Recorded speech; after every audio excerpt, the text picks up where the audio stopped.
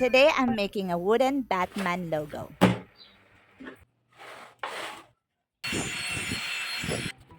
Painter's tape, glue, and then stick it on. I'm using a scroll saw from Powerhouse Tools. This one takes a pin and type of blade.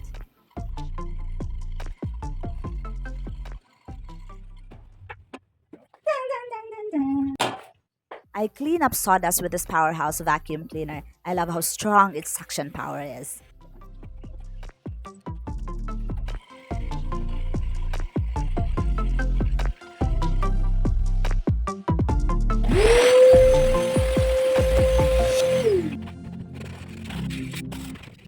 Time to paint.